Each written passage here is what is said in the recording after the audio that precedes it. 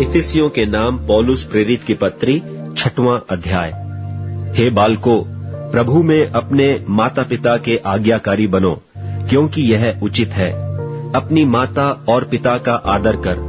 यह पहली आज्ञा है, जिसके साथ प्रतिज्ञा भी है कि तेरा भला हो और तू धरती पर बहुत दिन जीवित रहे। और हे बच्चे वालों, अपने बच्चों को रिस न दिलाओ, परंतु प्रभु की शिक्षा और चेतावनी देते हुए उनका पालन पोषण करो। हे दासों, जो लोग शरीर के अनुसार तुम्हारे स्वामी हैं, अपने मन की सीधाई से डरते और कांपते हुए जैसे मसीह की, वैसे ही उनकी भी आज्ञा मानो। और मनुष्यों को प्रसन्न करने वालों की नाई दिखाने के लिए सेवा न करो, पर मसीह के दासों की नाई मन से परमेश्वर की इच्छा पर चलो। और उस सेवा को मनुष्यों की नहीं, परंतु प्रभु की जानकर स्वेच्छा से करो, क्योंकि तुम जानते हो कि जो कोई जैसा अच्छा काम करेगा, चाहे दास हो चाहे स्वतंत्र, प्रभु से वैसा ही पाएगा। और हे स्वामियों, तुम भी धमकियां छोड़कर उनके साथ वैसा ही व्यवहार करो, क्योंकि जानते हो कि उनका और तुम्हारा दोनों का स्वामी स्वर्ग में है और वह किसी का पक्ष नहीं करता।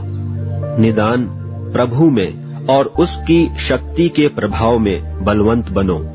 परमेश्वर के सारे हथियार बांध लो कि तुम शैतान की युक्तियों के सामने खड़े रह सको, क्योंकि हमारा यह मल्ल युद्ध लोहू और मांस से नहीं, परंतु प्रधानों से और अधिकारियों से और इस संसार के अंधकार के हाकिमों से और उस दुष्टता की आत्मिक सेनाओं से है जो आकाश में है।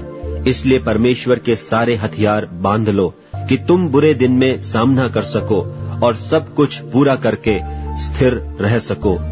सो सत्य से अपनी कमर कसकर और धार्मिकता की झिलम पहनकर और पांव में मेल के सुसमाचार की तैयारी के जूते पहनकर और उन सब के साथ विश्वास की ढाल लेकर स्थिर रहो, जिससे तुम उस दुष्ट के सब जलते हुए तीरों को बुझा सको। और उद्धार का टोप और आत्मा की तलवार, जो परमेश्वर का वचन है, ले लो।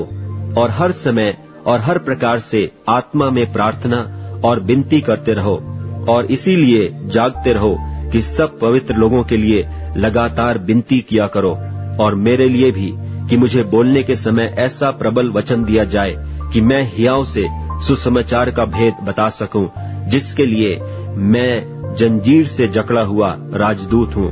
और यह भी कि मैं उसके विषय में जैसा मुझे चाहिए हियाव से बोलूं। और तखिकुस, जो प्रिय भाई और प्रभु में विश्वास योग्य सेवक है, तुम्हें सब बातें बताएगा कि तुम भी मेरी दशा जानो कि मैं कैसा रहता हूं। उसे मैंने तुम्हारे पास इसीलिए भेजा है कि तुम हमारी दशा को जानो और वह तुम्हारे मनों को शांति दे।